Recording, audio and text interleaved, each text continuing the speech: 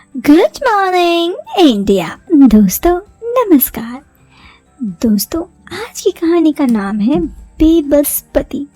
ये कहानी आपको सुनने में कैसी लगेगी आप हमें कमेंट बॉक्स पे कमेंट करके ज़रूर बताना। यूँ तो ये कहानी आप सबके लिए बहुत प्यारी है और मेरे द्वारा ये कहानी आप सबके सामने उपस्थित है। ये कहानी सोनम के पति सूरज की है। सूरज मैं सूरज चंडीगढ़ के पास एक गांव से हूँ। आज मैं अपनी ज़िंदगी की ऐसी बातें आप लोगों से शेयर करना चाहता हूँ जो मैंने आज तक किसी को नहीं बताई। ये कहानी मेरी ज़िंदगी की बहुत दबी सी प्यास की है और ये कहानी मुझे मेरे दिल की बहुत ख़ास है। इस बात की शुरुआत आज से करीब 4 साल पहले होती है जब सोनम से मेरी शादी हुई थी। यूँ तो सोनम बहुत ही प्यारी थी, देखने में भी बड़ी खूबसूरत, कोई भी उसे देखकर उस पर फिदा हो जाए यूँ थी। देखने में खूबसूरत, लंबी भूरी आंखें और किसी को भी अपना दीवाना बना सकती है, कुछ यूँ था। लेकिन मैं सोनम की खूबसूरती के साथ साथ उसके शांत स्वभाव और कंचन काया से तो प्रभावित था ही। तो ऐसे ही वक्त बीतने लगा। मैं एक 9 to 5 का प्राइवेट कंपनी में जॉब करता था।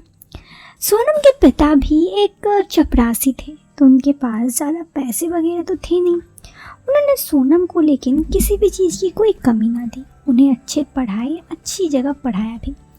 तो ऐसे ही काफ़ी दिन बीतने लगे और धीरे धीरे मैं और सोनम की नज़दीकियाँ बढ़ने लगी। हमारी शादी को फिक्स हो चुकी थी, लेकिन अभी तक शादी नहीं हुई थी। मैं सोनम से अक्सर मिलता, मुझे सोनम का स्वभाव वगैरह बहुत ही अच्छा लगा।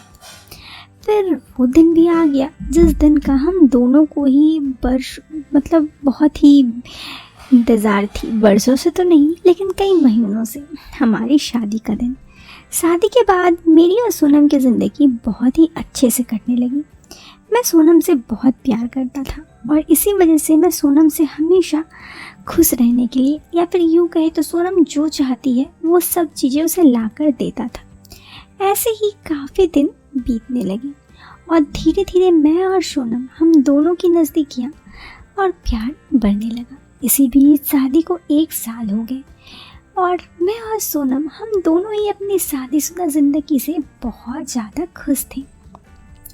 लेकिन दोस्तों, हर चीज़ हमेशा आपकी ज़िंदगी में अक्सर ऐसा होता होगा कि कुछ अच्छी चीज़ों के साथ कुछ बुरी चीज़ें भी आती हैं। मेरे साथ भी कुछ ऐसा ही हुआ और उसके बाद तो मानो मेरी ज़िंदगी ही बदल गई।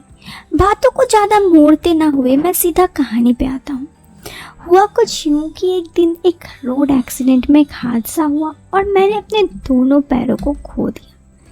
इसके बाद मेरी जॉब चली गई, क्योंकि मैं हमेशा से ही एक प्राइवेट कंपनी में काम करता था। मेरे पास खुद का घर तो था रहने के लिए, लेकिन उससे ज़्यादा कुछ नहीं था।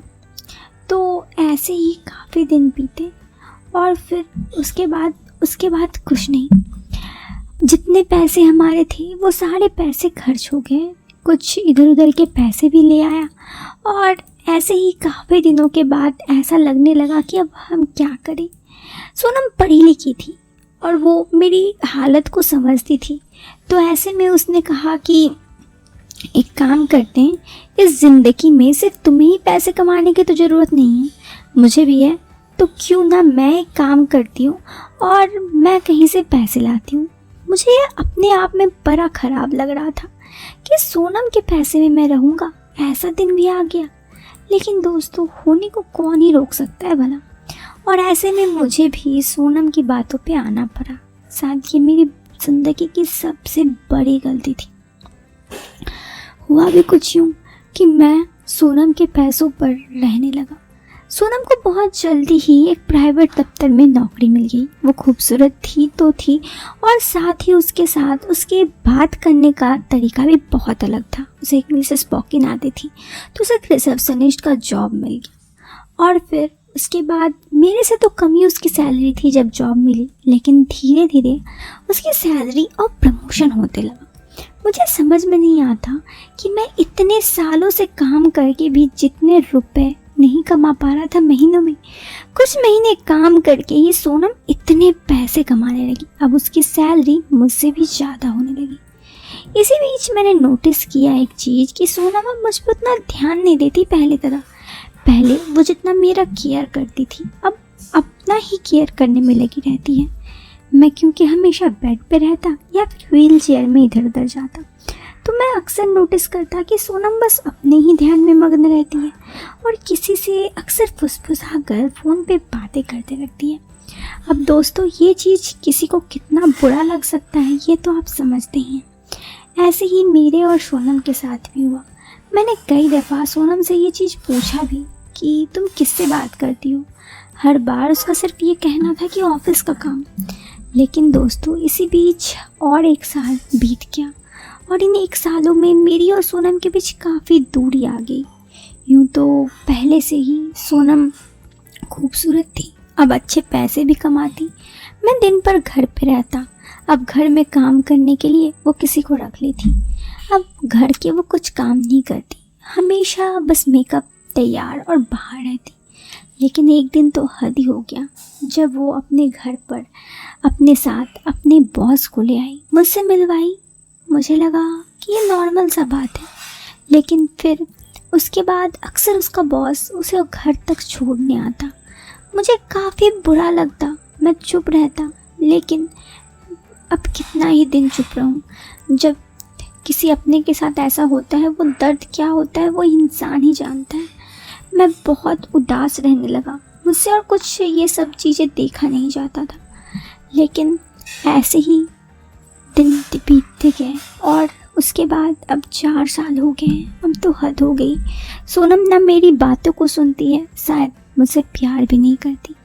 अब कभी भी उसका बॉस उसके साथ हमारे घर आ जाता है और फिर सोनम अपने साथ उसे अपने कमरे में लेकर जाती है। शायद मैं उसकी ज़रूरतों को पूरा कर नहीं सकता और ना ही उसके पैसे दे सकता हूँ, इसीलिए ये सब है।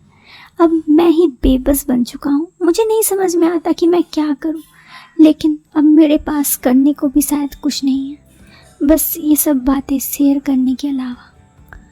तो दोस्तों, ये थी कहानी बेबस पति की। कई बार ज़िंदगी में ऐसा मोड़ पे ले आती है जब कुछ समझ में नहीं आता कि हमारे साथ क्या अच्छा हो रहा है क्या बुरा। ये बुरा चीज़ वही समझ पाता है जिसके साथ हो रहा हो। बस दोस्तों, यही थी आज की ये प्यार कहानी। कैसी लगी आप हमें कमेंट बॉक्स पे कमेंट करके ज़रूर बताना। पसंद आई हो दोस्तों तो आप इस वीडियो को एक लाइक कर सकते हैं। चैनल पे पहली बार आए हैं तो सब्सक्राइब करें। हम मिलते हैं फिर एक नए वीडियो में एक नया इंटरेस्टिंग टॉपिक के साथ। Till then bye bye, take care, bye.